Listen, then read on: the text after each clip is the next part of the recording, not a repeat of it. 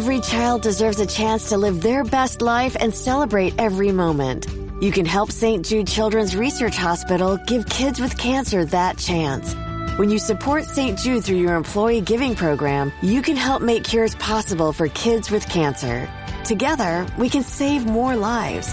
Help the kids of St. Jude today one paycheck at a time by making a payroll deduction gift through your employee giving program.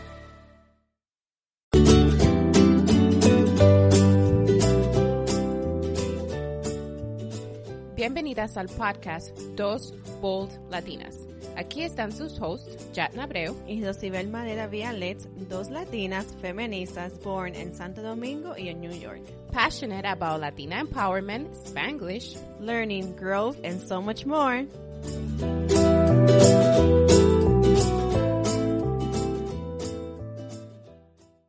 Hola mujeres, today's episode is part 2 of a series of stories about pregnancy loss.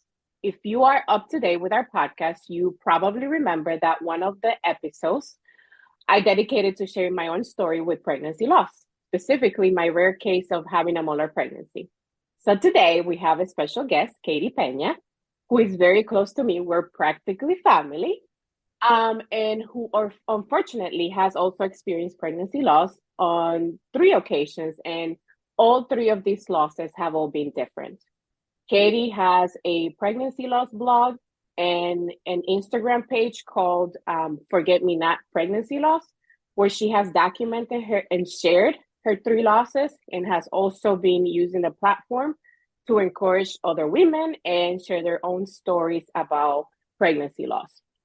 So with that, we would like to welcome Katie to our podcast and learn more about her stories and how she managed to overcome each one of them. So thank you for coming on and recording this episode with us, Katie. We're super happy that you're here and you're educating basically other women about this topic. So we have some questions for you. Thanks for having me. I appreciate it. It's an honor to be on for you. Of course. And so, Katie, the first question that we normally ask, like anyone that comes on our podcast, because we want people to know who they are, can you tell us a little bit about yourself, your family, your profession, so like your background, essentially? Yeah, I'm a wife and mother. I have 3 kids. My oldest son is 4. My daughter just turned 3, and my youngest son will be 6 months next week already, which is kind of crazy. So busy full-time wife and mother, and I also work full-time. I work at a community college doing administrative work. So yeah, and then I have this pregnancy loss blog. It's still pretty new. I haven't done a lot of work with it. When I was pregnant this past year, I kind of wasn't really on it much for my own personal mental health. So I'm starting to get back in with it, and just wanting to let women know that I'm here, whether they want to share their story or whether they just want to reach out and have someone to talk to. I mean, that's what it's all about. So thank you, Katie, for sharing that and knowing that now we all know you have a blog. And again, thank you for being here. I kind of know Katie. I was saying in the beginning, seen her at Jatna's son birthday parties or just family gatherings. So, but as you mentioned in the intro now, Katie, is how you have experienced pregnancy losses. How many have you experienced? Because I know Jana has talked a little bit about that while she was going through that. So I am also grateful of how you were some type of support for her. But can you talk a little bit about each one of those losses that you've had? Yes. So the 3 losses I've had, the first one I just call early pregnancy loss. I was just shy of 7 weeks. It was my very first pregnancy. I didn't have any living children at the time. I had just started a new job. I was super stressed out. It was my first week at my new job, and I was pregnant, and I just was way stressed out. So it was a Friday, and I had started cramping and bleeding at my new job.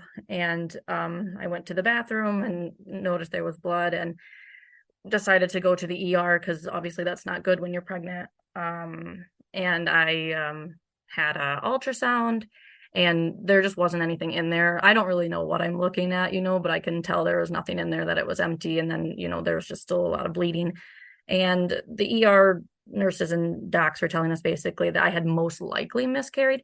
That was super frustrating for my husband and I, because we just wanted a definite, am I miscarrying, am I not? And they just said they couldn't give me a definite answer. So I had to do blood work to see like what my HCG levels were and stuff. They weren't great, they were low. And then I had to follow up with another one to make sure that the HCG levels went to 0, and they did. And then I had to take another pregnancy test also to see that it was negative too, but that's another way you can tell if your HCG levels are lowering. So that was kind of triggering, of course. It took us about 8 months to conceive, which really isn't that long if you think about it, but because there's other people out there that, obviously it takes a long time, but for me, that was a while, just because you see people getting pregnant left and right. And then in my family, like, there's so many babies. So that one was hard, and it was my first loss. So obviously you're thinking like, am I ever going to get pregnant? Am I ever going to have a family? So that was the struggles around that. So that was in 2018. And then I went on to have my son and daughter. And then in 2021, we decided we were going to have another baby. And that was when we had the complete molar pregnancy. So with this pregnancy, this is my second loss. And I went in to have my 8-week ultrasound, and I thought everything was going to be great. There was nothing to indicate that I was going to lose this pregnancy. I had all the pregnancy symptoms. I had tender breasts, exhaustion. I was so tired. Also had 2 toddlers that could have contributed to it. But I even remember telling my husband that like I was showing already, which is crazy for 8 weeks, but also it was my, fourth pregnancy, third child. So I didn't really think much of it. When I went in for the ultrasound, I was by myself. My husband had to work, and they did the ultrasound on my stomach, and she wasn't seeing anything. She turned the screen around, which I didn't think anything of, and she was going over dates with me again to make sure that it was in fact 8 weeks, and I was like, yes. So then they had a vaginal ultrasound, and that's when she just told me there's no baby. So my OB actually wasn't there that day. So another OB came in and said that, yes, it looks like that you're experiencing a miscarriage. They asked me some questions. They had me do blood work to see where my HCG levels were at. I had already done blood work because of having a pregnancy loss already. My doctor was very nice to let me do blood work and stuff, and everything was progressing great, like doubling. My HCG levels were doubling and everything. So they wanted me to do another HCG.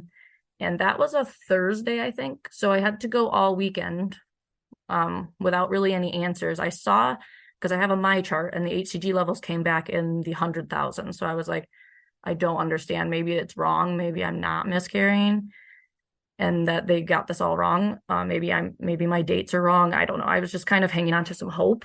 And then it was the following Monday or Tuesday, I can't remember. I met with my OB. And she was like, I think you're having a molar pregnancy. She looked at the ultrasound, and there's like these grape-like sacs inside my uterus. And she's like, we'll do another ultrasound to confirm. So that was kind of traumatizing to have to do another ultrasound just to have the same result. While we waited, I was talking to my sister about it, and my doctor had asked me if I knew what a molar pregnancy was. And I was like, actually, I do, because Jatna had talked to me earlier in the year about it. And I just couldn't believe they're so rare, 1 in 1,000 pregnancies, that me and a close friend were going through this within months of each other. Like it was crazy. So I was very numb to it all, to be honest.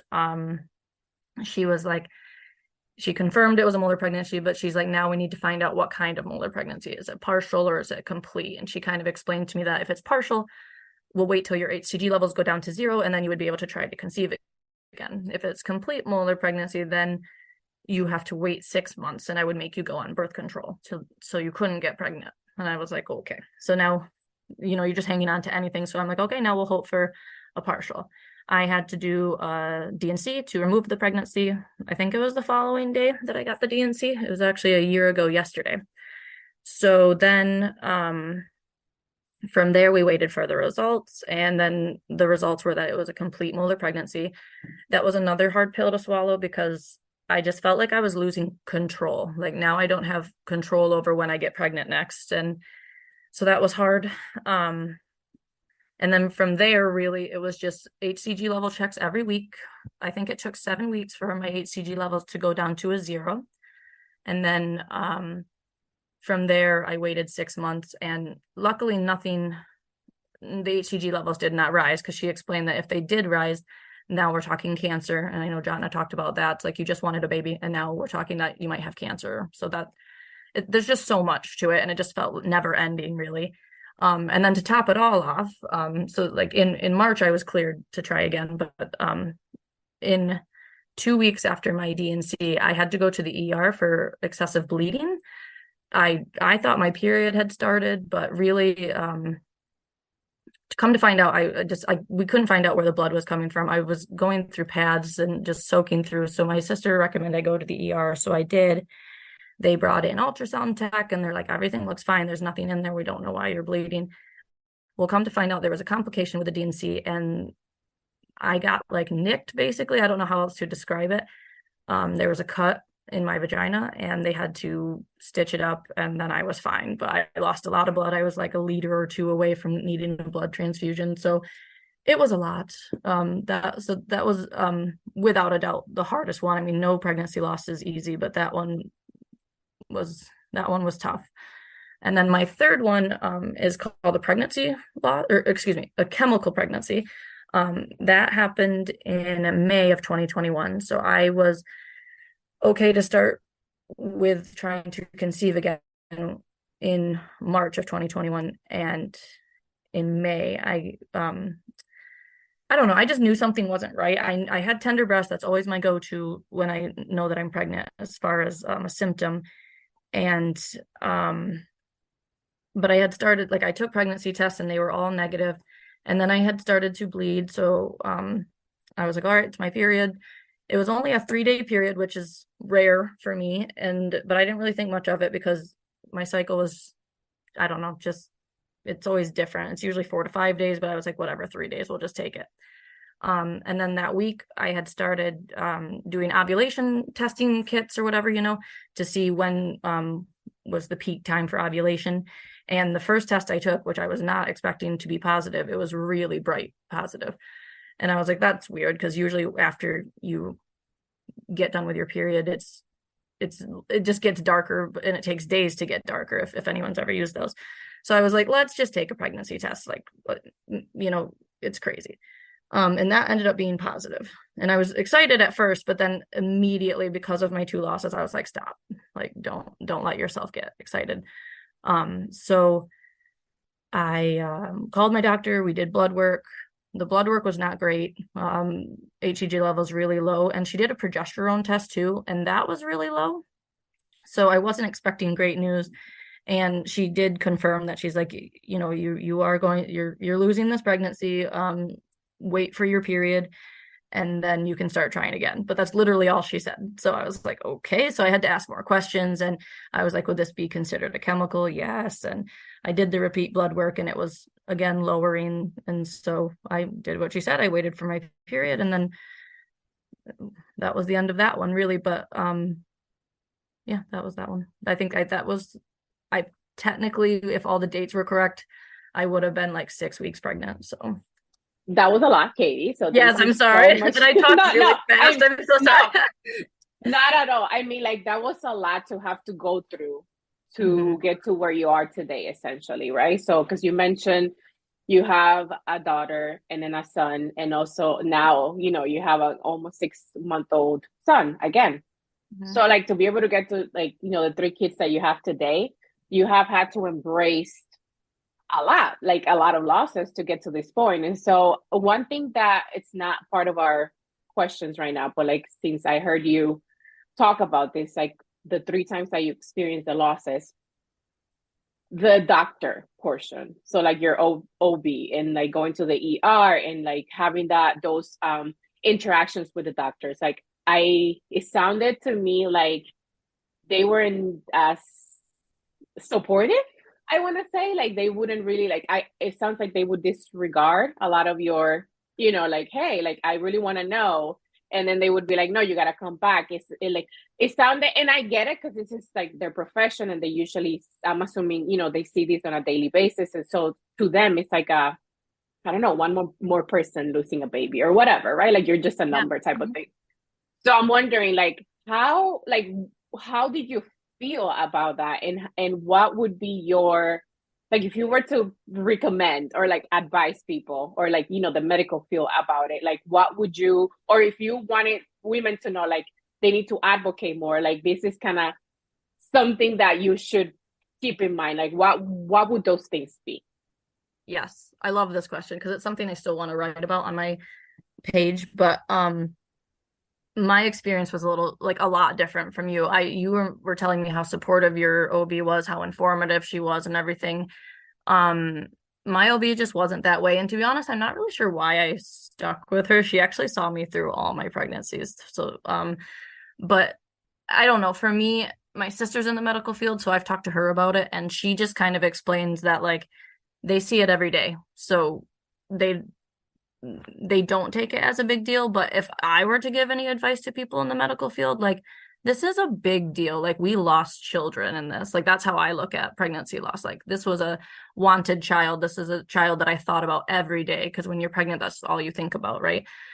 And now it's not here. Now it's gone. It's devastating. And I think like just just have some more compassion about it. Like, and just why should I have to ask what my next steps are? Like tell me, like if you were to see these emails, they're like a couple word answers. And I know that in the medical field, you're so busy, you're constantly asking or answering people's questions, but it's like, I just think they need to take a little more time for it.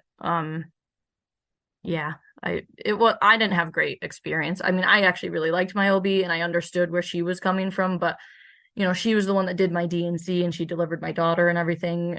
She held my hand through my D&C before I went under and stuff. So there was some compassion, but I would have preferred a lot more from her.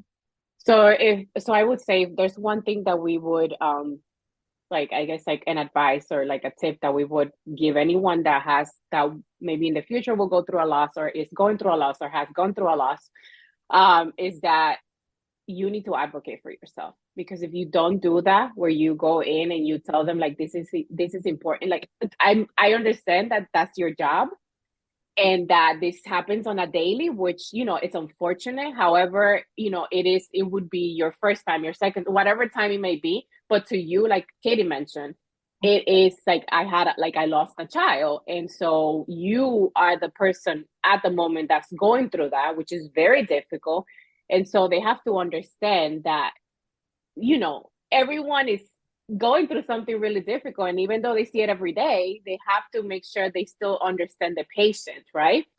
And so I would think that I would recommend to always advocate for yourself, to always, if they push for you to come back, I don't know, 5 days later, 10, whatever the time frame may be, I would push to get it done as soon as possible, whenever you feel that you want to get that answer, essentially. So I don't know, that's just my 2 cents, because I know that that was difficult for you, Katie. And so I would think that we gotta look out for ourselves, essentially. Yeah, I'm not the best advocate for myself, and I feel like I should have been with everything that I've gone through, but I just have this like blind trust in doctors. Like they've got the degree, right? They know what they're doing, but yeah, definitely advocate for yourself. And honestly, me and my husband talked about switching, but I'm like, she's been with us for so long, let's keep it going. She is, I still love her and everything, but when it comes to pregnancy loss, it's not just another day for us like it is for you. So there's got to be more compassion. And yes, definitely advocating for yourself, 100%.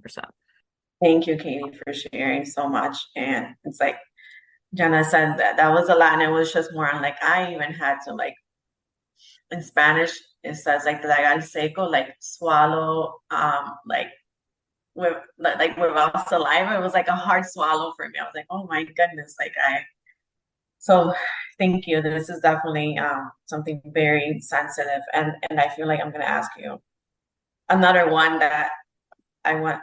Um, I'm sure many listeners that have children, because they're probably like, you had, after the second and the third loss, you already had two beautiful gifts, your daughter and your son. But what would you say you have learned from your losses while growing your family? Yeah. So I've learned I'm very resilient. After going through three losses in 5 years times, 5 years time, excuse me. I've made it through. I'm still navigating around it. It's still tough, but I have a better understanding of the realities of pregnancy loss.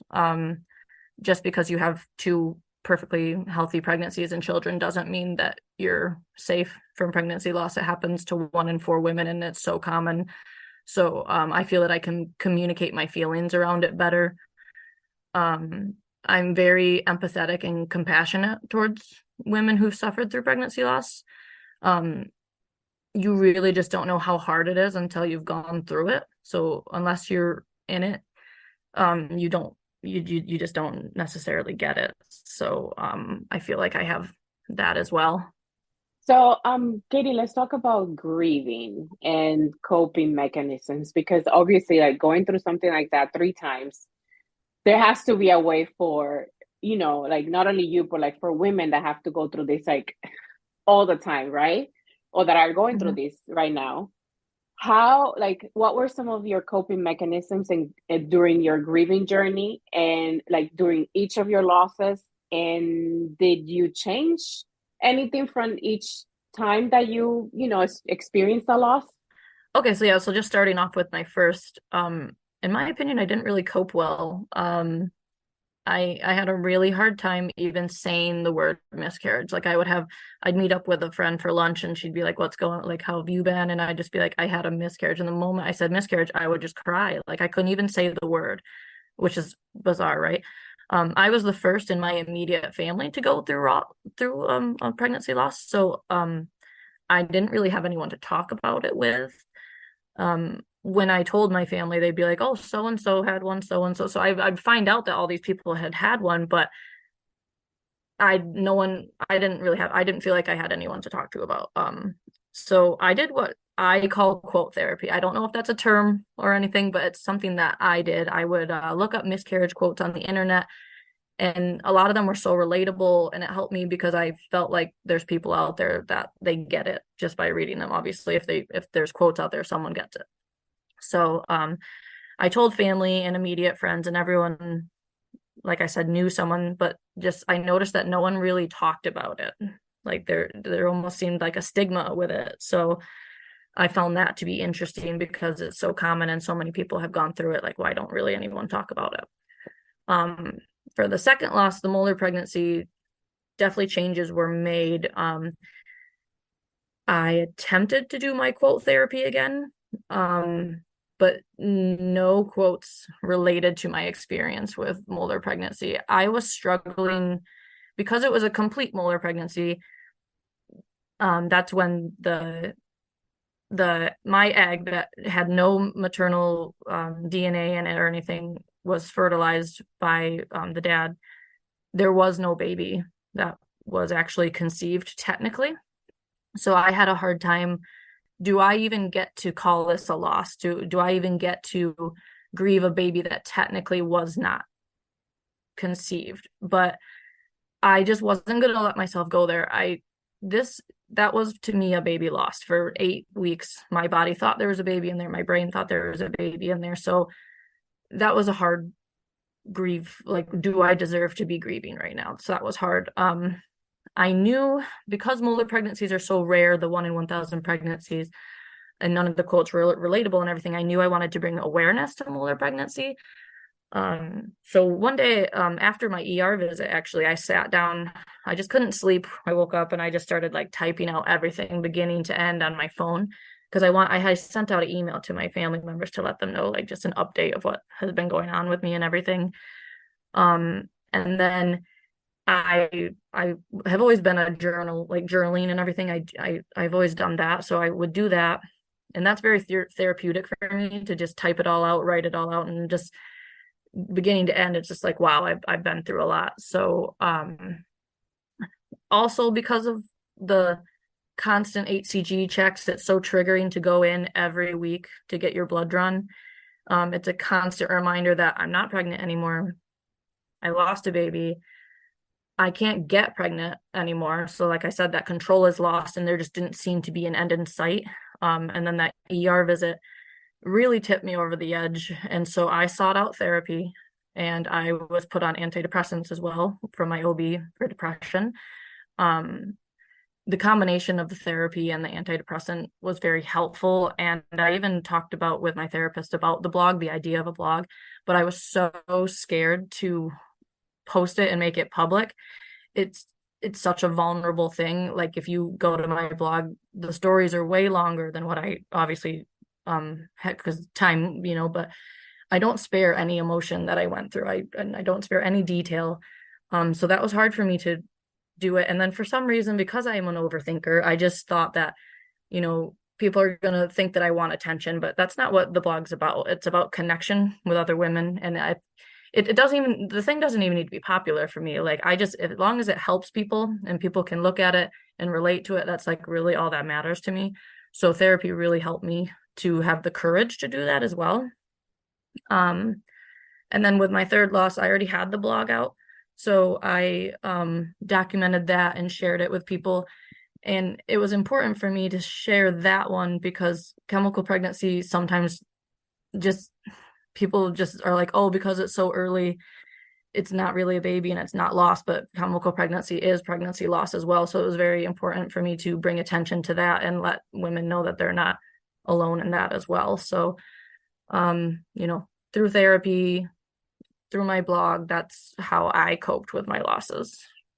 Those are very good tips. Thank you. And it's like sometimes you said you overthink it, but we all feel that way with everything that you were going through. Like it's like, again, I'm over here listening and taking it all in. So you are definitely super resilient. So it's like I already admire you, and we're not even done with our conversation. But one of the things is, as just you said, you're resilient, and obviously here you're talking about, and I see you and super strong. But and you sounded like you're still super positive. Like, hey, I still want to have more children after going through that. But was there ever a moment that it went through your mind, either the second or third time you experienced a loss, and then ever feel that you would never try for a baby again? That ever crossed your mind?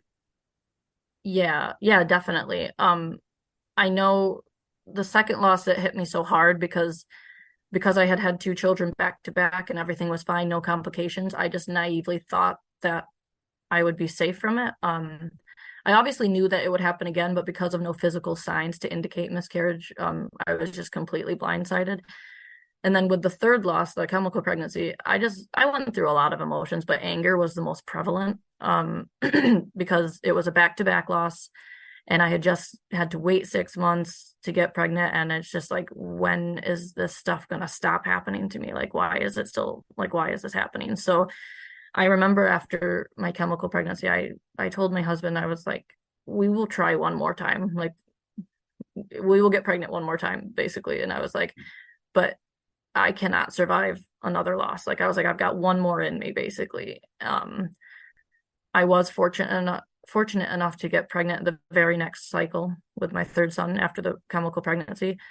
But I had a lot of anxiety trying to conceive after the loss. I remember telling Jatna this. I was like, okay, like you wait the 2 weeks, right? Like you do the ovulation test and you try, and then you wait the 2 weeks, and that's anxiety. And then when it comes to time to test, it's like, okay, if the pregnancy test is negative, that's going to be a big bummer for me. But then if the pregnancy test is positive, that's terrifying too, because I could lose the pregnancy. So it's just really messes with your head. It's very hard.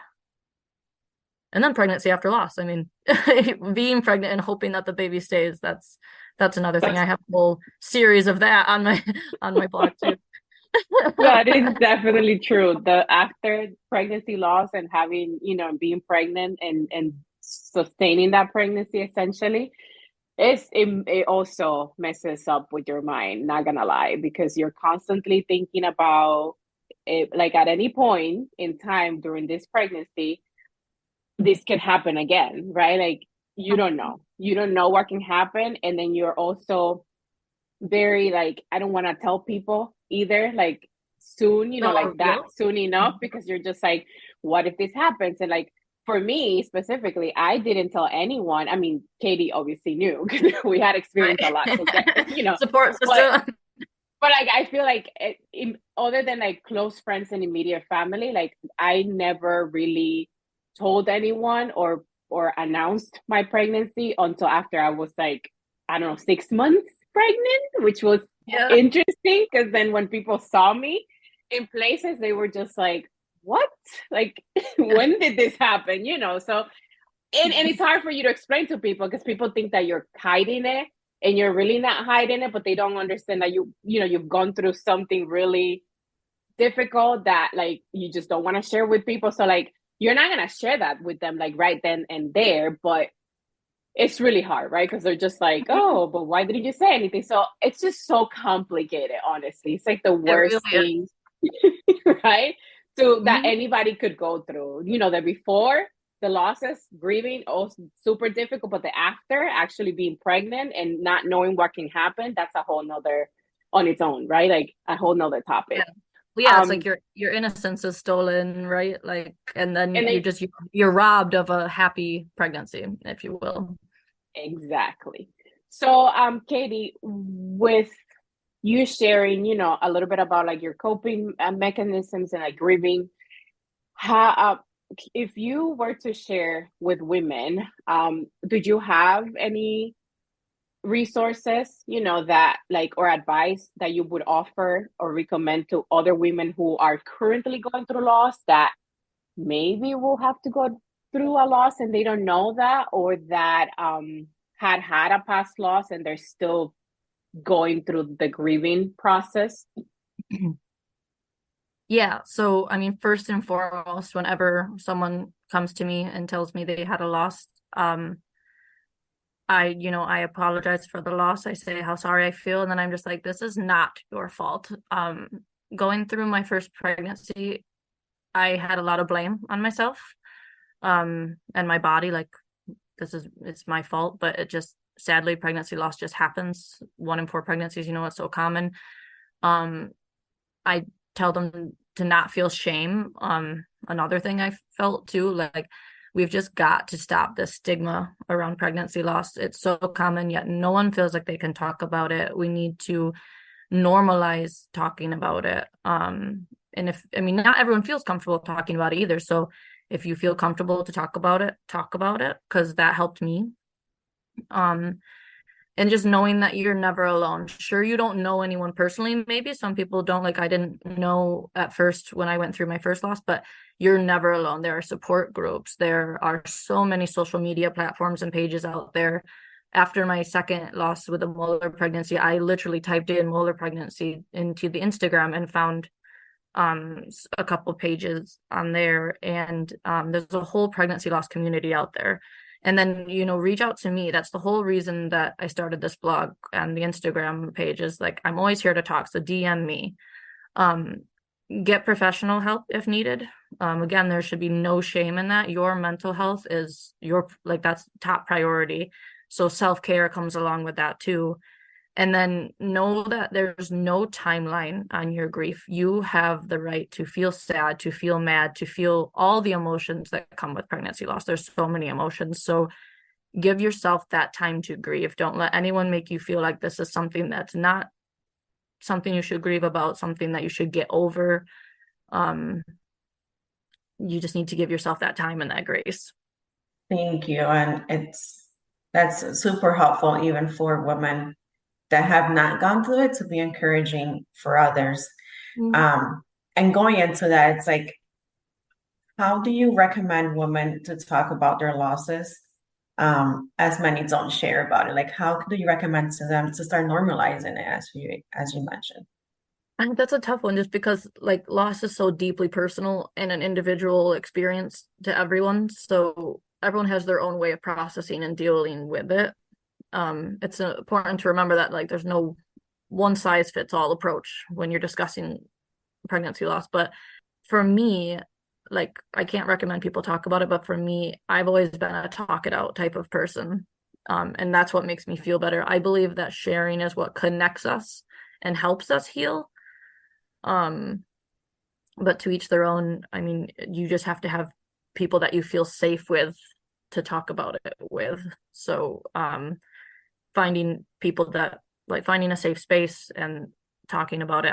I can't, you can't make anyone do it. So I guess that's a tough question, but knowing that it can really help and it'll help so many other people. I think someone reached out to me on my Instagram a couple months ago and they just thanked me for putting it all out there because they didn't know what to expect. They'd never heard of molar pregnancy or anything. And they said that, I mean, no two stories are the same, right? But you can at least go and look at it and be like, oh, so it takes that long for the levels to go to zero, or oh, like the 6 months to wait to get pregnant again won't be as much of a like hit to the heart, right? Like, so like I like that. So just having some sort of thing to expect when going through it. So that's why I feel like it's important to share your stories. On that note, Katie, did you have any advice as to how people can support women when they're grieving a loss? Like, for example, like some of the things that I shared last time was like, instead of, telling this person that like it'll happen again and blah, blah, like what should you say instead of, you know, saying some I things made that a are. do's and I made a do's and don'ts list. Which should we discuss first, the do's or the don'ts? Which I would you would, like? I would start with a don't on it, honestly, just because Okay. that's what people tend to say first without Sure. thinking. It's easier said than done. I've personally said some of these things, right? Until I went through pregnancy loss. So then I realized how triggering and how inappropriate it was to say some of these things. So I'm not trying to be rude when I say these, and I'm sorry if some of you have said these. I too have said these. So I'm not trying to like come at you. So when someone tells you that they have gone through loss, do not stay silent. Don't act like it didn't happen. Say something. Don't say at least statements. Or like, have you ever heard of toxic positivity? So like you say like at least, you weren't that far along, or at least you can get pregnant now, or like at Or least at least you have children yes, already. that was my next one. Like, oh, at least you still have beautiful children. Like, um, I understand what they're trying to do when they say that. They're trying to like make you feel like you like there's still something good out of it, but that's just not what I wanted to hear at the time. Like I got one like, oh, you can try again, or like, oh, it could be worse statements. I hate those. I'm sorry. Like, yes, I know that I could have had a second or third trimester loss, or I know that it could have been worse, but by you saying that, you are just making me feel like I shouldn't be grieving at all. Like that's not okay with me. I have a right to feel the way I feel and to grieve about it.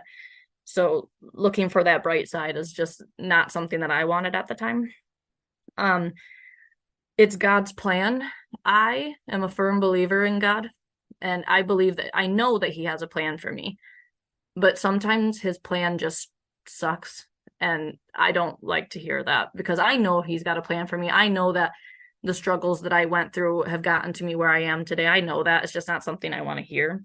And then everything happens for a reason. Again, I know, but I don't like to hear it. So some of the things that I would recommend doing is saying something. So I'm sorry for your loss. That just validates that there was a loss. And then if you're comfortable enough to talk about it, because some people aren't and they don't know what advice to give, ask if they want to talk about their baby, ask if they want to share their story with you. But if you're not comfortable with it, just say, I'm sorry for your loss and move on. At least you're saying something and acknowledging it. So like that validation. You could send flowers, you could send some sort of gift to memorialize the baby. And then I recommend checking in with them in the coming weeks and months, and maybe even like if you know the date that the loss happened, check in with them in a year, like put it on your calendar, just, be thoughtful. And then because I'm saying like even a year out, just recognize to them that they could still be grieving in a year. They could still be grieving in a couple of years. Like I even know that like this time right now, August kind of sucks for me, but like it's in the back of my mind. I can still function. I'm still fine, but it's always there. Like there's certain dates out of the year that I'm just like, oh yeah, that's when I was going through X, Y, and Z. So that's my do's and don'ts list that I have. If you want to add to that, Jotna, I don't know. No, I same. Those are great. I just don't want people to, because the first thing that people normally say is something that it's kind of hurtful, even though they think it's helpful, it's really not. And so we want to make sure that you're They're coming acknowledging from a great place. Yes, yes. And that's okay. Like we get that, but it's not necessarily what that person's looking for. So just acknowledging, even if you don't know what to say, and like your mind automatically goes to like, oh, at least whatever, like all of those other things that we mentioned, right? So just say, I'm so sorry for your loss. And if you want to talk about it, if you don't know what to say, just if you want to talk about it, I'm here for you. And then, once you thought about it a little longer, then you can reach out again and say, hey, I just want to say, whatever, X, Y, Z. So those are the things that like we are expecting, not necessarily the other things that like, yeah, you think it's helpful, it's really not. So that's pretty much. Yeah. And then like to add something, like if you're the person that's gone through the loss, something that you can do to help, because like just communicate your needs with your friends and family. Like, this is what I need right now. This is what I don't want to hear. That can just help people, like a little dummy how to, if you will. Like, because I mean, you're the one that knows what you need or want, right? So communicate with that with people. And if someone says something, just be like, that one's not helpful. So, or something, because obviously you're comfortable enough with those people. Thank you, Katie. This is where I was the most intrigued on to learn, because I'm personally the type, like I always stay silent because I'm like, I don't know what to say. I feel like I'm not in the position to even say anything because I don't know how that person feels, and overthinking, I don't want to offend or make someone feel bad. And then for me, it's like I feel even guilt, like to have if I like after having children, like to have children, like, oh my gosh, like this is unfair, like, so all these thoughts go through it. So thank you so much for that, the do's and don't list. Do you happen to have that on your blog, by the way? If you don't, I'm working on it. Yeah, I need to put that on there. I am working on that.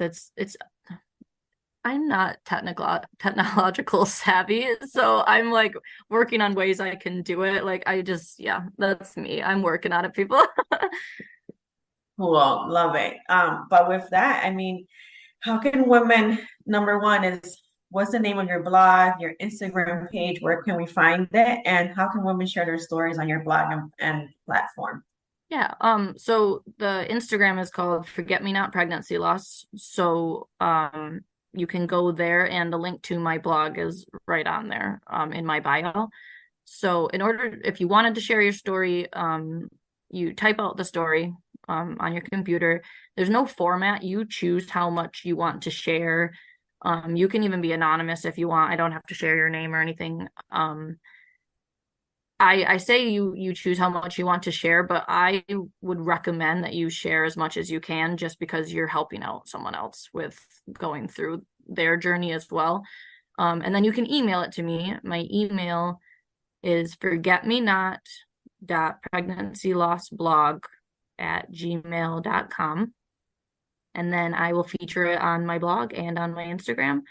And just a note that, like, I would be very honored to share your story. I believe that your story and your babies matter, and they deserve to be remembered. Thank you so much, Katie. That's super. I would say we're all super blessed for the ones that have gone through it and have not, especially because of that last part that you said, that to do the do's and don'ts, because it is super beneficial.